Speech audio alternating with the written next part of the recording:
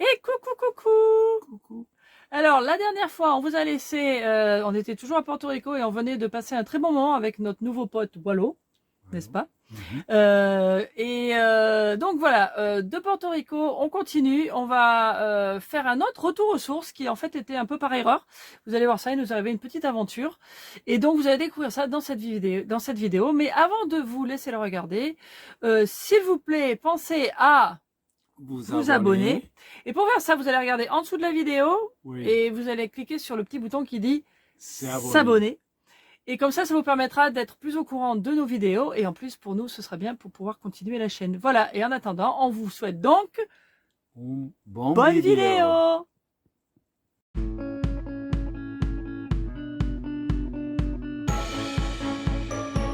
Bonjour, c'est Florence.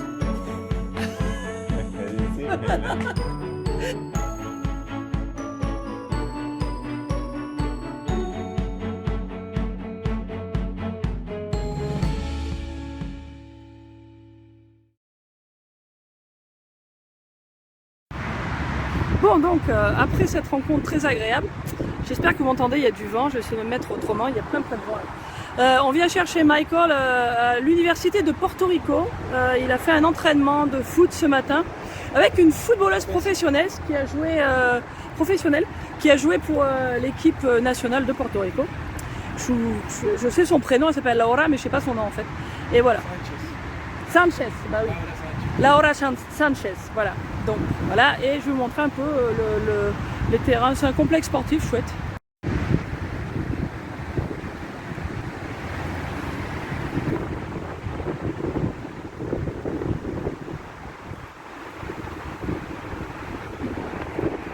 Et donc là-bas au fond il y a l'université.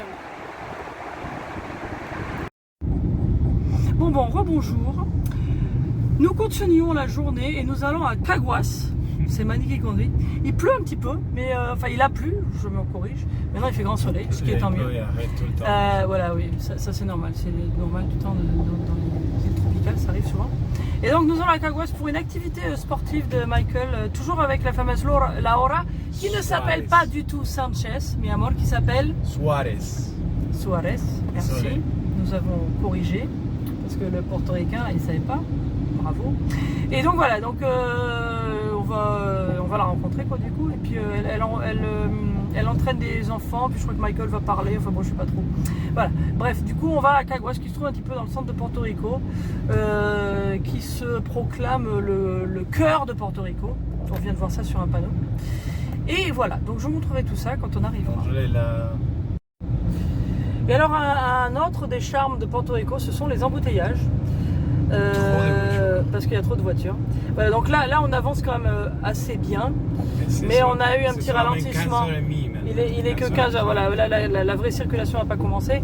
Et on était dans un autre petit embouteillage il y a 5 minutes là, où on allait beaucoup moins vite.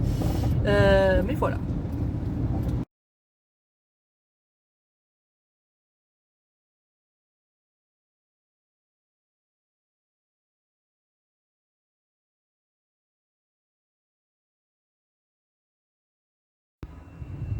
Bon, voilà le petit terrain de foot de Caguas. Alors Michael va faire l'entraînement. Et nous, on va faire des courses, du coup.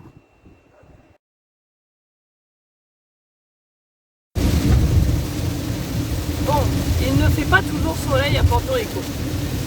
Et quand il pleut. Mais c'est de la pluie chaude. Comme dit Manny, c'est de la pluie chaude qui est beaucoup plus agréable.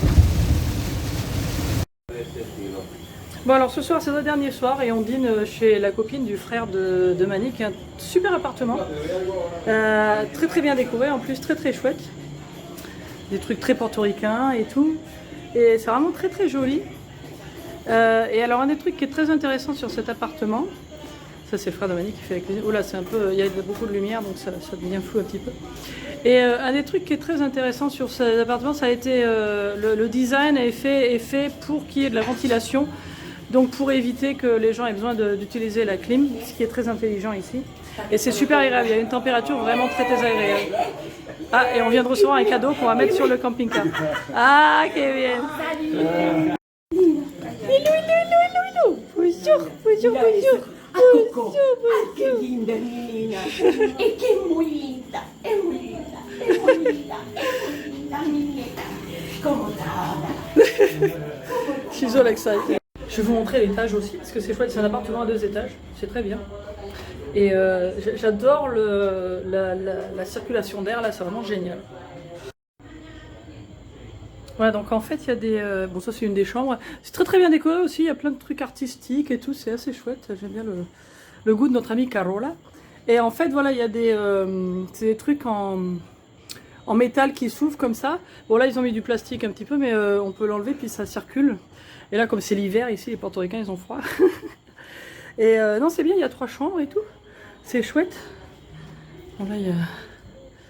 Voilà, et puis bon, il y a des vues des deux côtés. C'est au 7e étage, donc c'est pas mal. C'est très joli. Voilà. Je vous donne un petit tour du propriétaire. Il y a aussi des ventilateurs au plafond, ça je trouve ça génial. Il y en avait beaucoup où j'habitais avant. Voilà, là il y a un petit peu de vent là dans la chambre, c'est chouette. Et il fait vraiment très bon quoi. Si on sait qu'il a fait plus de 30 degrés aujourd'hui toute la journée, ici vraiment on est très à l'aise quoi. Voilà. Et alors, un des autres trucs qui est très bien, je sais pas, j'espère que vous entendez parce qu'il y a un petit peu de bruit de la ville et tout ça, mais il y a les petites grenouilles dont je vous parlais l'autre jour, les coquilles, qui s'en donnent à cœur joie ce soir.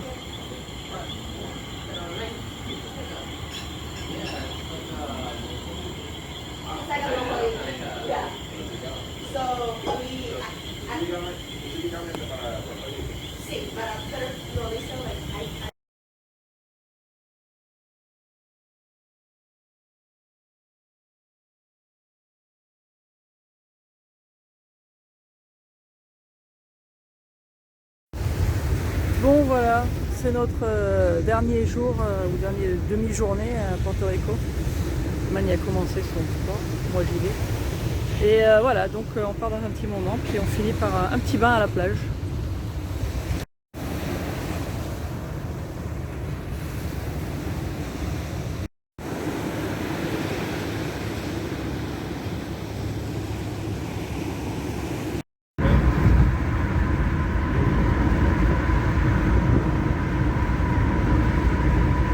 Voilà les fameux drapeaux.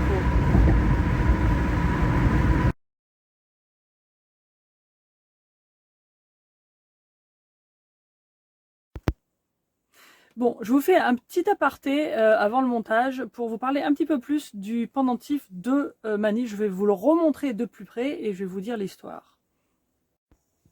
Bon voilà, alors ça c'est Mani, ça c'est son pendentif. Voilà, attendez, je zoome dessus. Voilà, vous voyez que c'est ça ressemble à une balle de baseball. Si vous voyez, attends, monte ton doigt un petit peu plus haut pour que, voilà comme ça, voilà, là c'est parfait.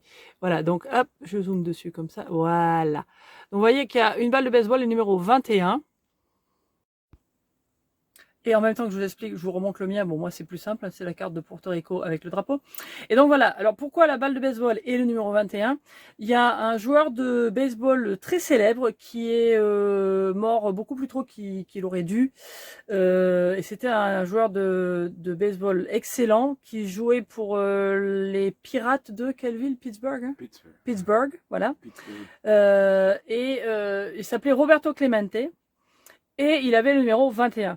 Donc ça, c'est vraiment le représentant du joueur de baseball portoricain. C'est un peu une légende à Porto Rico. Et je vais même vous montrer, on nous a offert notre petit copain, Clemente. Voilà, vous avez aussi le numéro 21, vous voyez, sur le petit pote. Lui, on va l'installer sur le camping-car. Mais bon, bref, voilà, c'était une petite aparté pour vous expliquer le pendentif qu'on vient de vous montrer.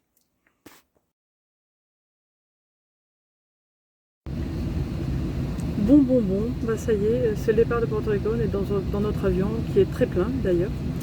Et bon, il nous arrive une petite aventure, notre vol qui devait nous ramener de Fort Lauderdale à Tallahassee a été annulé, carrément. Il voulait nous mettre dans le suivant qui est 24 heures plus tard. Bon bah finalement ça nous perd quand même 24 heures avec la famille, ce qui serait dommage. Donc du coup on a loué une voiture et puis ben, on va faire vraiment l'expérience floridienne. On va faire à peu près 7 heures de route pour traverser la Floride dans toute la longueur pour aller jusqu'à Tallahassee. C'est ce qui est prévu en tout cas. Donc voilà. De Porto Rico, nous avons ramené des petits souvenirs. Moi ça. Et Mani, je vous montrerai Mani ce qu'on lui a trouvé parce qu'il est devant moi en fait dans l'avion. Il est là. Coucou, de ce côté.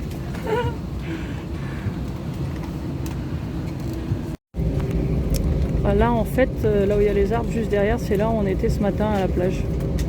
On entend les avions qui atterrissent et qui décollent quand on est là-bas. Donc ça c'était juste là. On s'est baigné là ce matin. Bye bye. Au revoir Porto Rico. Adios. Hasta luego. En fait c'est plus exactement là qu'on était à la plage ce matin. Et l'autre jour on était un peu plus sur la droite où je vous ai montré avant. Voilà. À Isla Verde. Bon, ils viennent d'annoncer le décollage.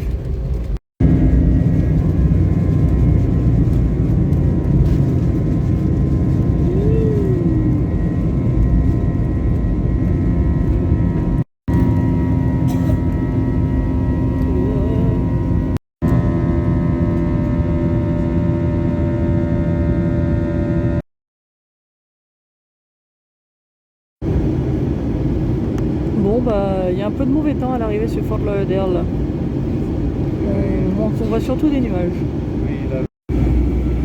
Bon ça par contre c'est les Everglades. Alors l'autre fois on était la nuit quand on est arrivé donc on pouvait pas les voir. Mais on va tourner, je vous les montre vite.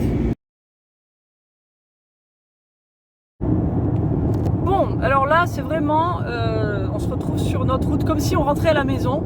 C'est rigolo en plus parce que on a vraiment une impression de déjà vu parce que quand on allait à Porto Rico, quand on revenait, on prenait cette route. Souvent on partait tôt le matin et j'allais directement au travail. Et là on se retrouve exactement sur la même route. Rapport au fait que donc notre vol a été annulé. Donc on a récupéré notre voiture et on est parti. Boum. Je vous montrerai sur la carte comment c'est. Mais on devrait mettre à peu près 7 heures. Si tout va bien, parce qu'il y a toujours de la circulation, il y a toujours des surprises. En plus on risque un petit peu de s'arrêter. Mais bon comme ça on arrivera à peu près comme prévu. C'est pas plus mal. Mani est très concentrée. Mani est un peu gênée parce que c'est une voiture qui est très basse. Oui. C'est une je sais pas quoi, Toyota quoi, c'est une Corolla. Et comme on a l'habitude d'être dans le camping-car qui est beaucoup plus haut, après on a conduit un pick-up truck qui était énorme. Et après ça on avait la voiture de mon beau-frère qui est aussi assez haute, c'est une Honda Element. Et donc du coup Mani a l'impression d'être couché sur les bagnoles, surtout qu'aux États-Unis et comme c'est toutes des grosses bagnoles, c'est vrai qu'on se sent toujours très petit. Dans une Toyota Corolla finalement c'est une voiture petite aux États-Unis. Donc voilà, on arrive chez nous.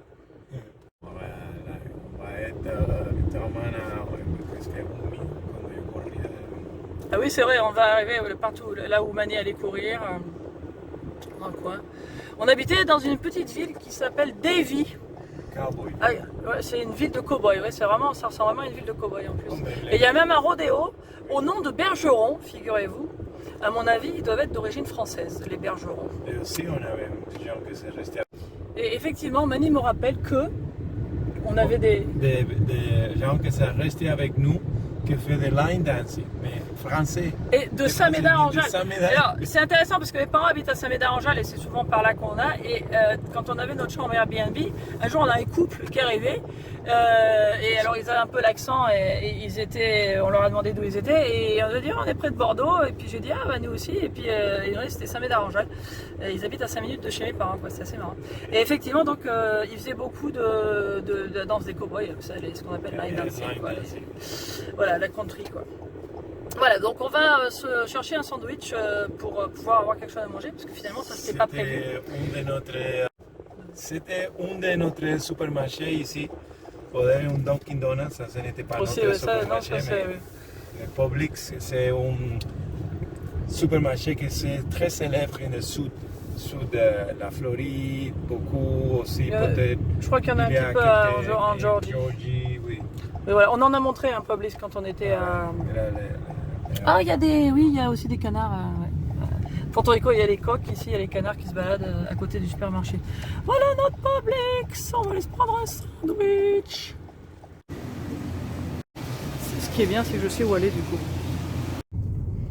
Bon, on a pris des sandwichs, je vous dis pas, ça c'est la moitié. Ça c'est une moitié. Ça c'est un quart.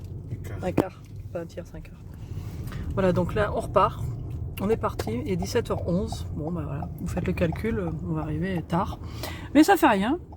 Voilà, ça c'était notre petite routine il n'y a pas très longtemps, en fait, il y a à peu près 4 ans.